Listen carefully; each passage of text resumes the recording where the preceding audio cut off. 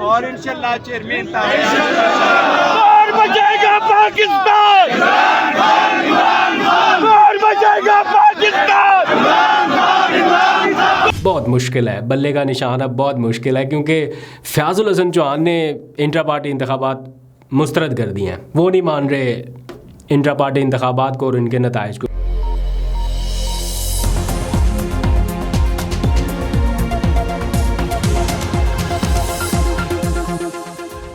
बिस्मिल्लाहिर्रहमानिर्रहीम, अस्सलाम वालेकुम। पाकिस्तान और दुनिया भर में देखने और सुनने वालों को अब्दुल कादिर का सलाम।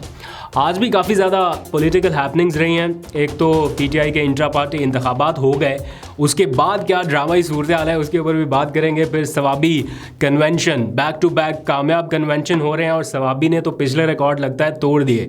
जो ज़बरदस्त विजुअल्स आज सामने आए हैं कुछ देर में वो भी आपको दिखाऊंगा। और फिर इमरान खान के ख़त पर सुप्रीम कोर्ट का जवाब आया, या जवाब समझ लीजिए या रद्द अमल आया है। बड़ा हैरान कुन जवाब है, उसके ऊपर भी थोड़ी सी बात करेंगे। लेकिन पहले ज़रा काम की बात सुन ले। काम की बात ये है कि मुझे लगता है कि अब पीटीआई का बचना जो है ना वो बहुत मुश्किल है। बल्ले का निशान अब बहुत मुश्किल है, क्योंकि फयाजुल हसन चौहान ने इंट्रा पार्टी इंतखाबात मुस्तरद कर दिए हैं। वो नहीं मान रहे इंट्रा पार्टी इंतखाबात को और इनके नताइज को, इसलिए पीटीआई का बचना मुश्किल लग रहा है। और दूसरा, एक और दिलचस्प बात आपको बताता हूँ। आज मैं गया हुआ था प्रेस कॉन्फ्रेंस कवर करने वो बानी रुकन की। वो बानी रुकन ऐसे बताते हैं जैसे पीटीआई बनाई उन्होंने है और यहाँ तक लाने में उनका किरदार है। 13 साल से वो पीटीआई में नहीं है। अकबर एस बाबर की बात कर रहा हूँ। और उनका कोई अता पता नहीं है। इतना कुछ हो गया पीटीआई के साथ, अचानक से निकल के आते हैं। और आज वो बता रहे थे कि इमरान खान ने मुझे कहा, अकबर अगर मैं रास्ते से हटा तो तुम खड़े हो जाना, और अगर तुम्हें कुछ हुआ तो मैं आऊँगा। तो वो अपनी क्लोजनेस एक तरह से शो कर रहे थे इमरान खान के साथ कि क्या उनका एक लेवल था। फिर उन्हें लगा कि उनके साथ हाथ हो गया। एक्चुअली हाथ नहीं हुआ, वो पार्टी के साथ जो करना चाह रहे थे 13 साल पहले इमरान खान ने उन्हें पार्टी से बेदखल कर दिया था। खैर, इसके ऊपर मैं थोड़ी देर में आता हूँ। पहले ज़रा इंट्रा पार्टी इंतखाबात के हवाले से स्टार्ट में आज दिन का आगाज़ कहाँ से हुआ, कैसे ये मामला आगे बढ़े, उस पर बात करते हैं। इंट्रा पार्टी इंतखाबात आज 11 बजे होना थे और 11 बजते साथ ही उनके 2-1 मिनट के बाद ही नताइज का ऐलान भी कर दिया गया, क्योंकि बिला मुकाबला उम्मीदवारों ने मुंतखब होना था। तो अनअपोज्ड बैरिस्टर गोहर जो है वो मुंतखब हो गए और बाकी ओहदेदारान भी, और साथ ही अनाउंसमेंट कर दी गई।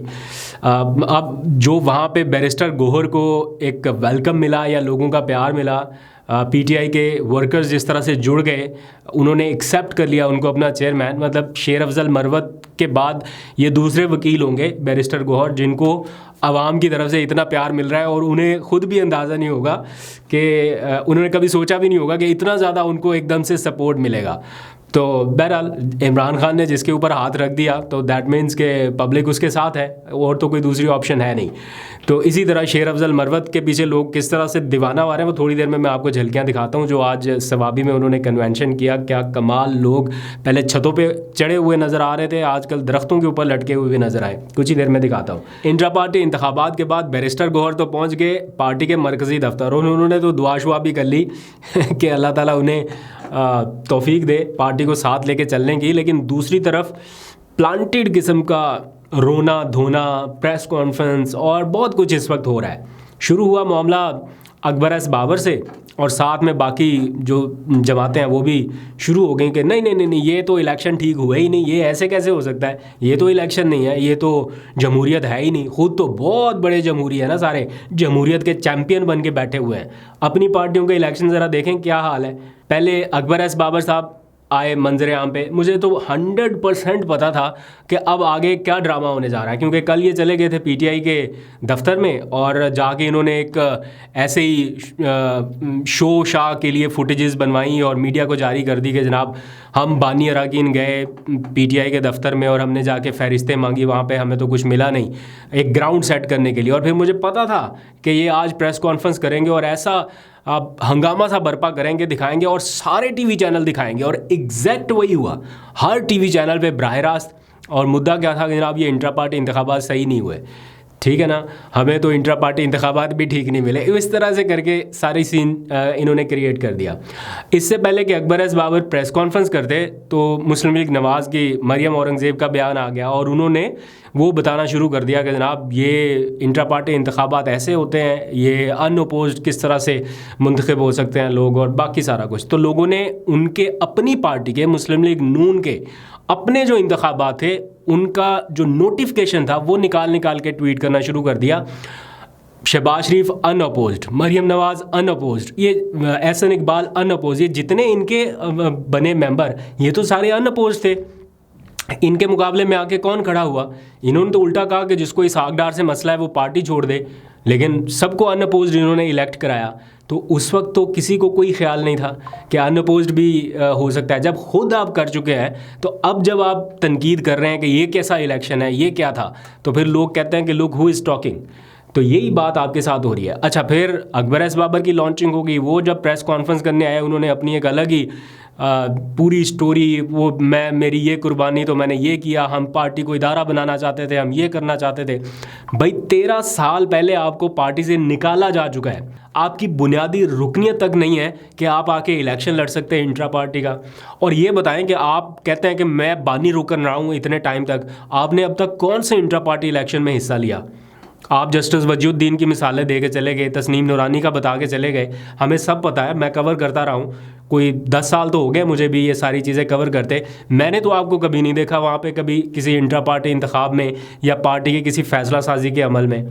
तो आप 13 साल के बाद आके कहेंगे जनाब पार्टी मेरी है, मैं बानी रुकन हूँ, मैंने चलानी है पार्टी। इस तरह तो नहीं हो सकता। हाँ, ये ज़रूर है कि आप सहूलतकार बन सकते हैं इलेक्शन कमीशन के या किसी के भी कि जनाब वो पीटीआई को बल्ले का निशान देने के लिए कोई जवाज़ बनाया जा सके। आप जवाज़ ज़रूर बन सकते हैं, लेकिन आप पीटीआई का हिस्सा नहीं है। एनीवेज़, अब आ जाइए ज़रा सवाबी की तरफ। फिर मैंने आपको इमरान खान के चीफ जस्टिस को लिखे गए ख़त और उसके हैरान कुन जवाब के बारे में भी बताना है। सवाबी में आज कन्वेंशन था, बैक टू बैक कन्वेंशंस की सीरीज़ चल रही है। तो एक कन्वेंशन दूसरे का रिकॉर्ड तोड़ रहा है, दूसरा तीसरे का, और इस तरह ज़िलों का मुकाबला लगा हुआ है कि कहाँ पर कितना ज़बरदस्त कन्वेंशन होता है। और आज का जो कन्वेंशन था ये भी उसी तरह से था, मैसिव क्राउड, और लोग जिस तरह से निकल रहे हैं, अब जितनी तादाद में निकल रहे हैं इनको रोकना मुश्किल हो रहा है। और कोशिश या ख्वाहिश, इन दोनों के बावजूद ये क्राउड अब नहीं रुक रहा और back to back surprise convention हो रहे हैं। और जिस तरह के विजुअल्स आज हमने देखे, मैंने पहले बताया जैसे लोग पहले छतों के ऊपर चढ़े होते थे, आज दरख्तों के ऊपर लटके हुए हैं। छत नहीं थी तो दरख्तों के साथ। इस किस्म के विजुअल्स मैं अक्सर इमरान खान साहब के जो रिसेंट जलसे हुए उनमें देखने को मिलते थे, जब वो पूरे टावर्स बने हुए होते थे लोगों के, ऐसे इंसानी टावर नहीं जिस तरह से होता कि लोग खंभों के ऊपर चढ़े हुए हैं और मतलब वो जुनून अपना शो कर रहा होता था कि वो कहाँ पर हैं।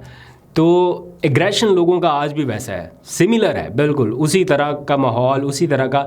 फ़र्क सिर्फ ये है कि पहले जलसा था तो टावर थोड़ा सा बड़ा था, अभी ज़रा कन्वेंशन है तो उस हिसाब से है। बट स्टिल ये जो माहौल है या ये जो एम्बियंस है लोगों के इकट्ठा होने का और जो सीन्स वहाँ पे नज़र आते हैं, ये बाकी सारी जमातें मिलके अपने एक जलसे में भी क्रिएट नहीं कर सकती। आई एम डैम श्योर इसमें मैं कोई एग्जैजरेट नहीं कर रहा है इस चीज़ को।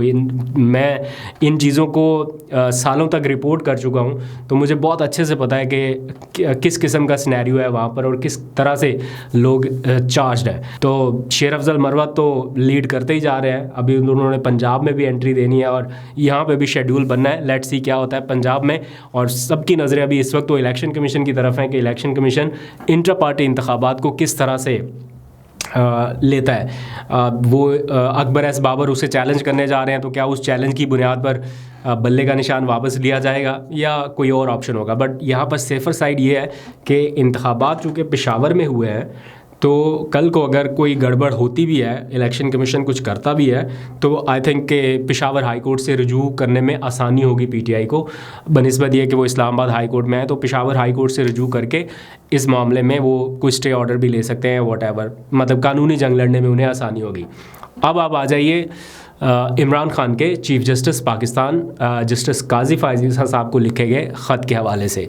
आपको याद है 2 रोज़ पहले चेयरमैन पीटीआई इमरान खान ने काजी फाइज़ ईसा साहब को ख़त लिखा था और उनसे 5 मुतालबात किए थे, जिसमें दरख्वास्त की गई थी उनसे कि एक तो इंसानी बुनियादी हकूक़ जो है उनके तहफ़्फ़ुज़ को यकीनी बनाया जाए और ये जो जबरी गुमशुदगियाँ हो रही हैं इस मामले पर, और ख़ास तौर पर पीटीआई को जो इलेक्शन कैंपेन नहीं करने दी जा रही, इसके ऊपर भी वो नोटिस लें और जो मुतल्लिका इदारे हैं, इलेक्शन कमीशन हो गया या सूबाई हुकूमतें हो गई या वफाकी हुकूमत हो गई, कम अज़ कम उनको डायरेक्ट करें कि इलेक्शन करीब है तो तमाम सियासी जमातों को यकसा मौक़े मिल सके।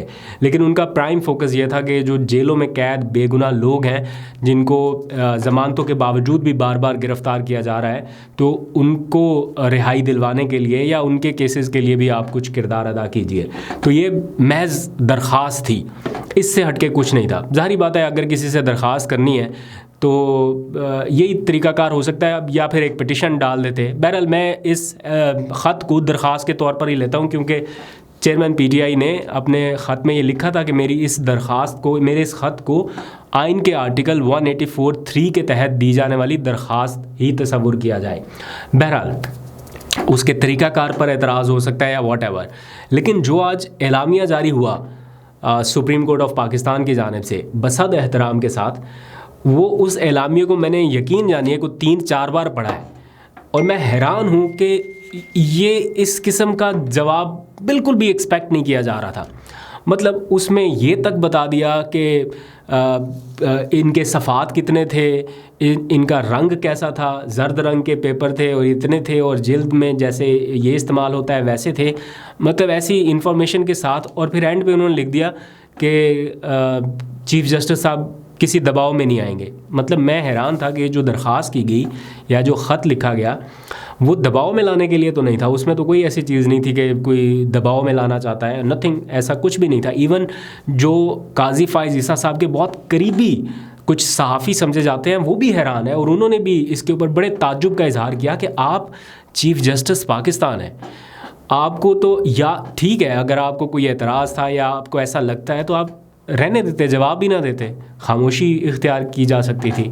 लेकिन जिस तरह से काउंटर किया गया, जवाब दिया गया और ये कहा गया कि एक सियासी जमात और ये वो, तो उससे तो कुछ और चीज़ नुमायाँ हुई। मैं ज़्यादा डिटेल में नहीं जाता, बट इस ख़त को कोई बहुत ज़्यादा वेलकम नहीं किया गया। कुछ हल्के तो शायद सेलिब्रेट कर रहे होंगे, देखे देखे क्या ज़बरदस्त दबंग जवाब आ गया, बट कहीं ना कहीं ये अननेसेसरी था या फिर इससे बेहतर जवाब हो सकता था। काजी फाइज़ ईसा साहब कोई एक ऐसी शख्सियत, कोई आम कोई शख्स नहीं है, वो इस मुल्क के चीफ़ जस्टिस है, पाकिस्तान के चीफ़ जस्टिस हैं। इंसाफ की दुहाई उन तक ना पहुँचे या उनसे ना वो एक्सपेक्ट किया जा सके तो फिर किससे करना है? अगर एक जमात के साथ इतना कुछ हो रहा है, एक जमात कहाँ से कहाँ पर पहुँच गई है, स्टिल वो आपसे रिक्वेस्ट कर रहे हैं, दरख्वास्त कर रहे हैं, और उसका जवाब ये आ रहा है कि चीफ़ जस्टिस साहब दबाव में नहीं आएंगे, तो मैं कुछ समझ नहीं पाया इसको। एनीवेज़ आप समझें तो कमेंट सेक्शन में बता दीजिए। अभी तक के लिए इतने, अपना बहुत सा ख्याल रखिए। अल्लाह हाफ़िज़।